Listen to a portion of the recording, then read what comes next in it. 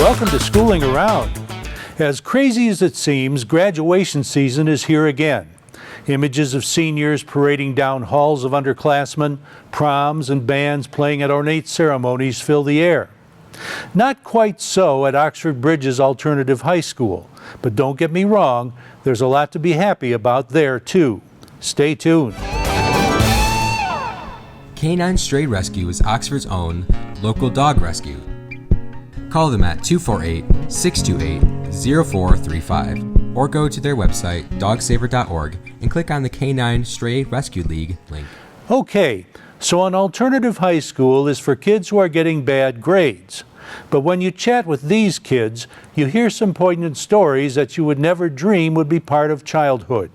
Kids who have been connected with absence of a parent, divorce, multiple moving, incarceration, neighborhood violence, even murder. Bridges is located upstairs in our middle school. Aletha Van Loozen is the principal. As you walk in, you may be greeted by her dog, Dax. He's a 5-month-old rescue dog that provides additional therapy when needed. If you're wondering about the dress code, they were in the middle of Spirit Week during our visit, and on this particular day, Jurassic Park was the theme when we stopped by the principal's office. Well, let's just start with, how is Bridges going? You're about ready to graduate another class. We are, and it's been another fantastic year. We are, as each year goes past, my staff and I, who, if you remember when we originally spoke a couple years ago, we were all new. We had basically started the program over again. This is our third year, so the graduating class this year is our first graduating class where we have worked all 3 years with many of the students here. It's exciting and touching at the same time. How many kids do you have now? Enrolled in total, we have about 60 kids. Mm-hmm. This year we had the largest amount of students. We had 65 to start the year. We always lose a couple who, for whatever reason, various reasons, they don't make it through high school. So we always lose a couple to that. Then we have, a student who graduated early. So we're down to about 60 students from our original 65. This is our largest group of kids this year. What we learned is that 65 students is way too many for us in the venue that we have with our 3 classrooms, that our students really do need a more individualized approach, so the classes really should be 25 or less, and we were getting 28 and 30 in a classroom, which is just really too much. Actually, probably 20 would be optimal. So are they going to do anything about that? Are they going to... Not currently. Not currently. They had talked for a brief moment about moving us, but the district really does not have the money to build out for us. A survey was done recently that revealed some interesting demographics. So in the fall, we host a board meeting every year at Bridges. And so in the fall, we decided as a staff to take a survey of our students to find some of the what I call hidden demographics. And what I mean by hidden demographics is we all know how many students we have here, how many of different races, how many of different ethnic backgrounds, socioeconomic background, but what we don't know is some of the factors. For example, 12% of our students have been placed outside the home at one time or another. 31% of our children have somebody in the home who has abused drugs or alcohol. 63% of our students have someone in the home who has been diagnosed with a mental health issue. 43% have intentionally harmed themselves at some point or another. 31% have lost someone in their life, or they have had some significant life event such as lack of food, homelessness, caring for siblings. So our students, for the most part, have had some type of situation in their life that you may or may not be able to understand, which hinder them from being successful in school, because school is one of the last things that's important to them. As you can imagine, if you're staying home taking care of a sibling because your parents don't have the money to have a babysitter, if you are homeless, school is not the most important thing to you at the time.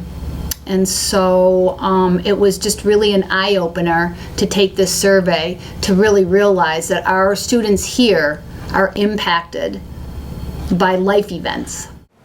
But there's a lot more to the story than just smaller classes.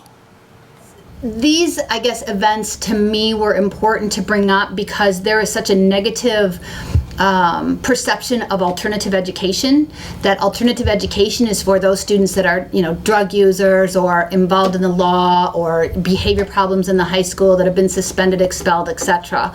But we don't look deeper as to why, if in fact those situations are true, why those situations might be true.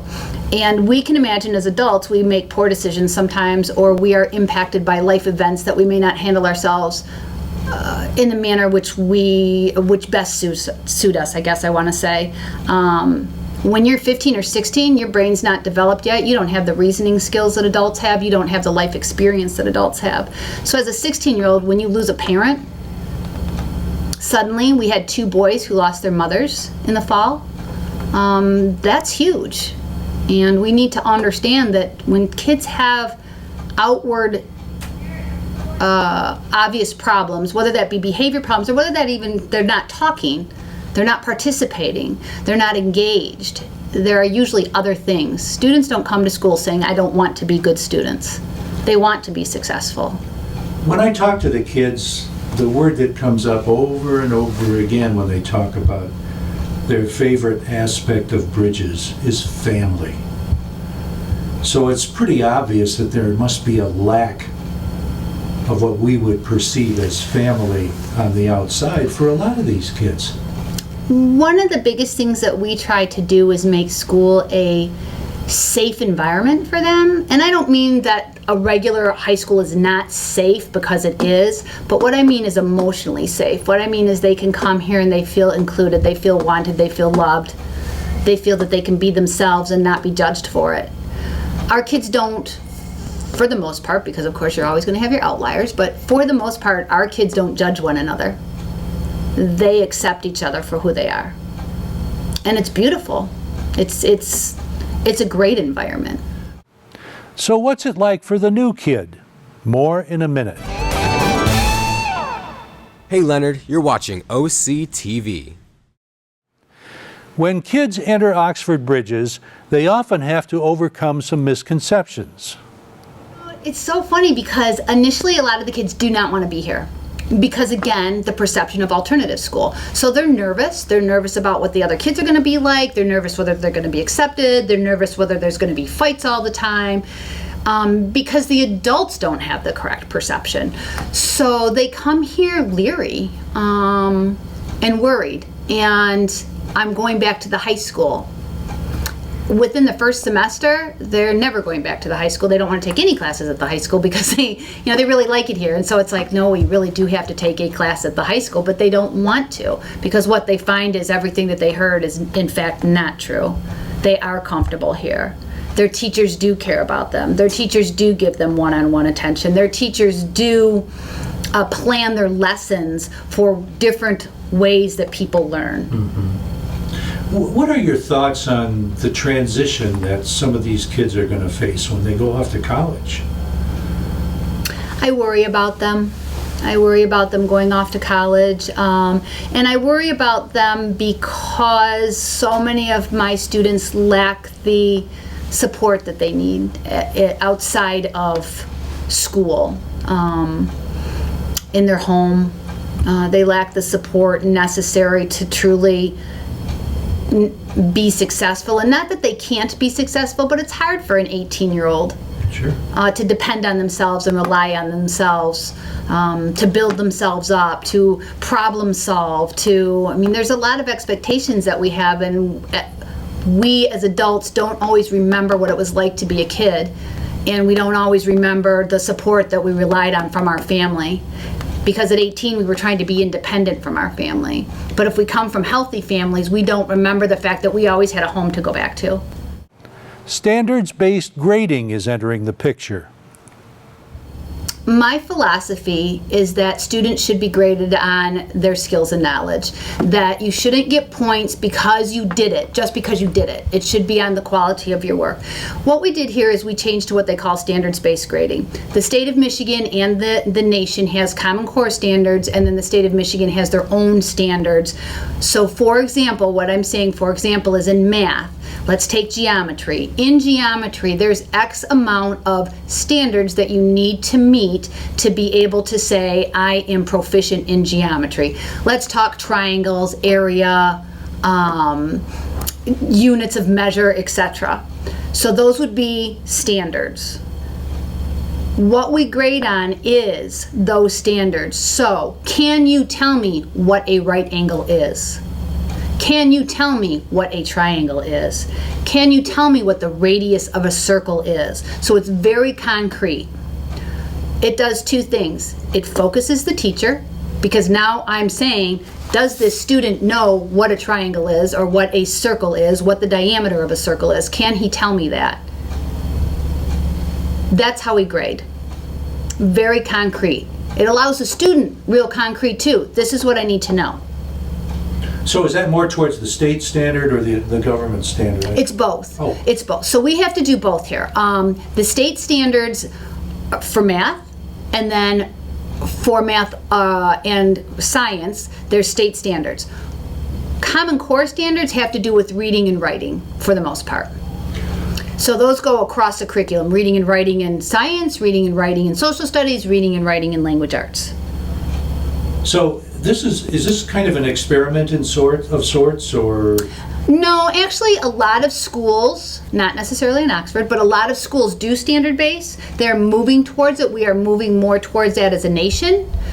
In Oxford specifically, the elementary schools do standards. Mm-hmm. It's because it is not common, it's hard to change secondary to standards-based grading, because we already have, how do I want to say, all this curriculum built around how we grade in regular grading. So what we're asking the teachers to now do is take all the standards for their subject area and align their work directly towards that, and then build their grading scale on that. So it's a different way of thinking. And sometimes a different way of thinking is difficult for people. So how does this all look on the report cards? So one of the biggest reasons we went standard base, the regular report card, an A is based on a 100-point system. So students, you get a percentage. You get 100%, you get 90%, you get 80%. However, if you fail something, so I say I don't turn an assignment in, I get a 0. So I'm in a class, and this is basically why we decided to make a change. I'm in a class and I don't turn an assignment in, so I get a 0 on it. But I turned another assignment in that I get 100% on. If you average those two, I have a 50% in that class. So even though I got an A here and I got a 0 here, I'm still failing the class. That doesn't make sense to me. What makes sense to me is, do I know what I need to know to pass the class? Not whether I turn my homework in, not whether I turn that assignment in, but can I show you as a teacher that I understand the standards that you've been trying to teach me in the class? So a regular scale is built on this 100%, and it can be like, I earn points just for turning in my homework. Well, turning in homework is a behavior. I mean, understandably, there's an assignment that goes with it. But if I turn in my homework and I'm getting points just for doing that, or I'm not earning a grade for doing that, it kind of sets kids up. For example, my alternative ed kids who don't have the support at home necessarily to make sure everything's done every night, they are not good at homework. So they fail classes because they haven't turned homework in. Something that you must keep in mind is that these kids often have other obligations after school that many kids don't have. We don't have homework care bridges, I guess. So, and one of the reasons we don't is for that very reason. Kids have responsibilities outside of outside of school, such as work, taking care of siblings. they don't always have the time to be able to do homework, so we teach directly in the class. So going back to not understanding the grading scales, what we did here is our grading scale is a 0 to 4. 0 telling me that you don't understand what we've done in class. Now, you might not understand because you haven't turned anything in, so I don't know whether you understand or not. Or you might not understand because you truly don't understand the work. A 4 being, not only do you understand, but you understand it above just an average understanding. You are able to explain it to other people. You are able to expand on whatever concept we're working on in class. So if a student doesn't turn something in, but they're able to show the teacher they're understanding the concepts, they're still able to pass the class. Because it's not a grade on behavior, it's a grade on knowledge and skills. Because students do have other things that they need to do outside of our school day. We have, a lot of our kids come from lower socioeconomic situations, and they're required to pay for their own insurance on their car, their own gas on their car, their phones. They have to work to be able to do that.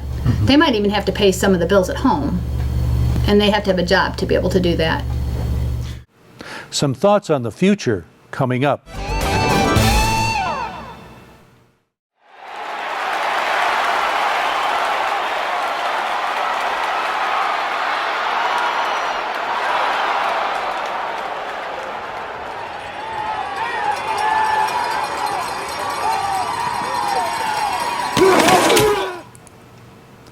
So the Bridges population numbers in the 60s now. But what about the future? I'm hoping so. Right now, I'm hoping that is the plan. Unfortunately, I don't make those decisions, because if I did, yes, Well, obviously, we'd be expanding. Yeah. But, the district does seem vested, and by the district, I mean the superintendent and the board. They seem vested in our program. They always come to graduation. They are supportive of myself. They are supportive of the changes that we make. They are excited about the changes that we make. So I do think that they feel that it is an integral part of the district. However, I do understand when it costs, approximately $500,000 to build us out into a new situation, and then paying rent on top of that. That's a lot of money. so if you ruled the world, what would you do for Bridges? If I ruled the world for Bridges, I would move them out of the middle school. It's not an environment that's conducive to really the education of the students. I would move them out, and I wouldn't make it huge. I mean, I would say 125 kids. We would have more teachers. I wouldn't have 9th grade curriculum online. I would have teachers that would be able to teach actually seated classes. We would have art. We would have PE. These kids tend to gravitate towards artistic talents, and so I would love to have several different art classes that they could take for enjoyment, photography, as well as the core classes. Okay, you mentioned... And I also wouldn't have my teachers teaching 5 preps. They would be, and what I mean by 5 preps is, for example, Mr. Cost, he teaches math. He teaches financial math, he teaches geometry, he teaches physics, he teaches algebra 2, and he teaches, what am I missing? Astronomy. Most teachers only teach 3 preps max, being 3 different classes. My teachers do 5. And so it is very comprehensive for them to make sure that they're prepared every day for their students. You mentioned 9th grade online.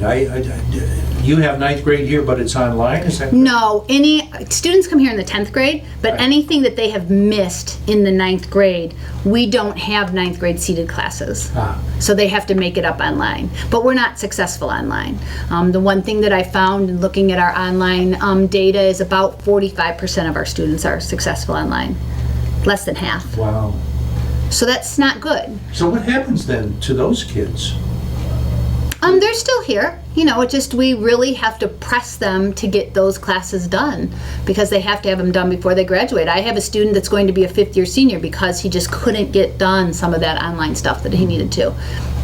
I just think that's I don't want to say unfair, because that's just the way that it is here. So, but I think that for students, online learning is not necessarily the best way. It depends on the kid. And we've pretty much said it doesn't matter who you are, this is your option.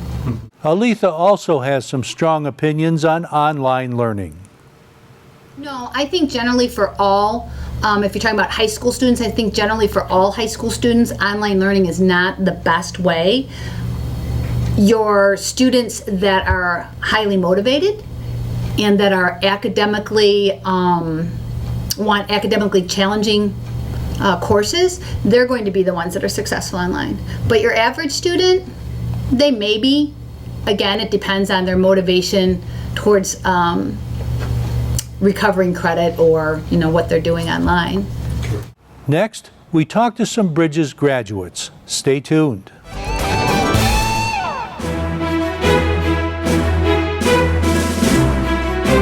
You're watching Oxford Community Television, serving Addison and Oxford Townships, keeping it local.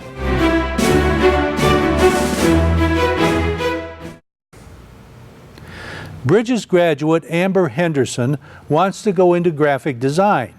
She's been at Bridges since the beginning of her junior year. Scared. I thought I wouldn't be accepted. I thought I'd be bullied, but it actually was the best thing that could have ever happened to me. I immediately made friends. It's a more one-on-one, hands-on experience with the teachers. You can talk to them, and we're all a family here. And I immediately skyrocketed to getting A's and B's.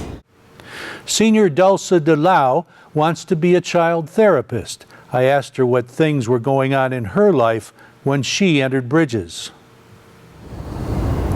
Probably financially with my own family. Thinking like maybe I'll take like a gap year and work so I could like help provide them, There was a struggle going on. Yeah, but now we're like back on our feet again. So I see it now happening for sure. I wondered what helped her most at Bridges. My teachers actually caring about the students. They take the time out of their lives and days here to focus on each one of us individually. Hannah Davis had been raised by her grandmother in Alabama. When she was 13, family finances forced her to relocate to her grandfather's home in Oxford. Hannah continues her story. Originally, I was going to the high school in 11th grade, but some problems came up and I was in the hospital and sick a lot. So now I'm here to do better, and a smaller environment is good for my anxiety. So after I graduate, I am going to move back to Alabama to go to Shelton State Community College to do 4 years for an X-ray technician to get my bachelor's degree, and I will be doing creative writing on the side. Hannah also shared her feelings about Bridges. Here we're a family, so being here, passing, doing my online classes, I'm going to graduate just like everyone else. Madison Miser won a women's club scholarship that will help her start her college career at OCC. She shares her story. It's like I've moved a few times and keeping up with school is just difficult for me, and it's just not, I've always struggled with school ever since I was little. But this program has actually really helped me to graduate, and I don't think I could have without an alternative school. What is it about the program that helped you along? It's very hands-on. It's more my pace, and it helps me learn, the way I need to learn.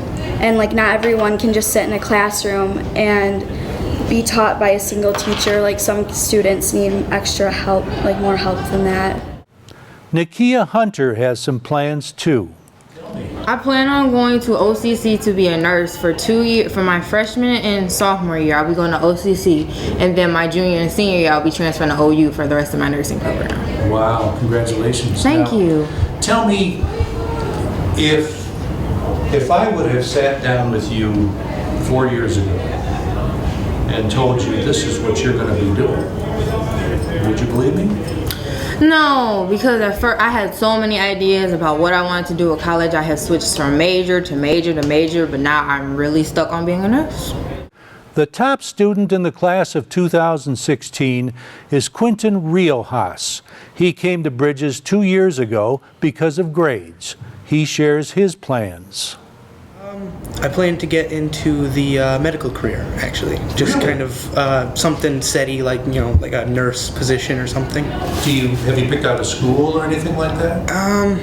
I know I'm gonna go to like Oakland University, but as for like a bigger school, one to like focus more into, I'm not too sure yet. When you ask Quinton what he liked best about Bridges, he echoes a common thread. The fact that here everyone is like a family. We're all close, you know, no one gets, I guess, forgotten. Everyone is together and the same, and we're all, as I said, like a family. I mean, everyone gets the same amount of help, everyone gets whatever special care that they need for their education, and it ends up being kind of like a real close group.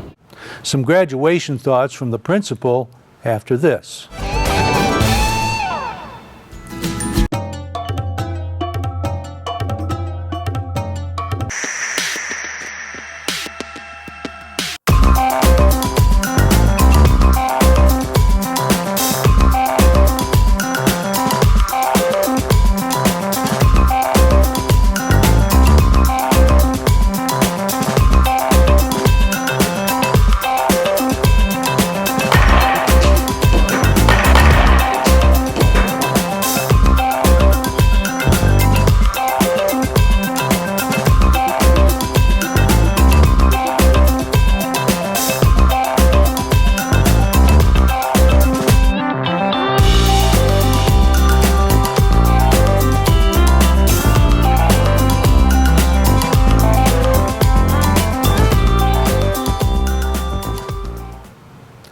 The Bridges experience has a special effect on its teachers, too.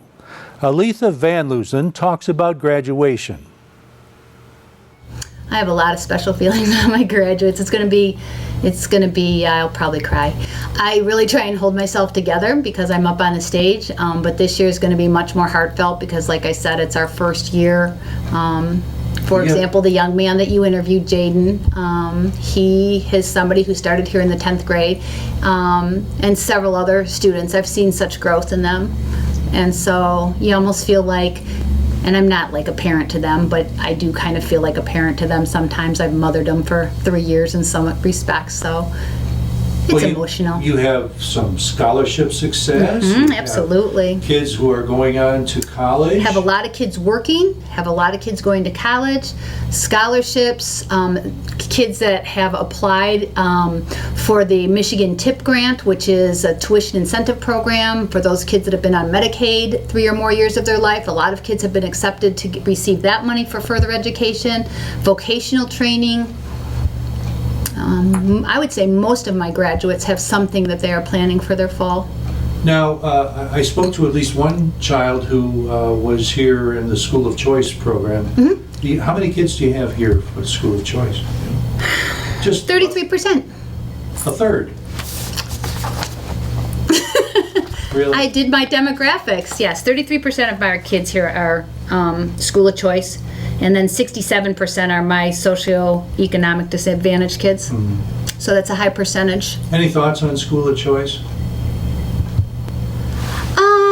Any thoughts? I think that it's wonderful that parents want to take their students or their kids out of situations that they feel are not adequate educationally, and that might be because they feel it's a dangerous situation, or for whatever reason that they want to try and place their child in a better academic environment. I think it's great. And I know for us, some of those students have been wonderful to have here. It goes without saying that Bridges leaves an indelible mark on these kids, and sometimes it brings them back for a visit. We have a lot of kids that come back just to check in, just to say hi, just to give a hug, just to kind of, it's kind of like your adult kid that comes home just to make sure that you're still there and that they're still welcome. A teacher once wrote, "If kids come to us from a strong, healthy, functioning family, it makes our job easier. If they don't, it makes our job more important." Thanks to Kyle Snage at the controls, Dan Zweiss at the editing desk, and you for watching. This is Oxford Community Television, keeping it local.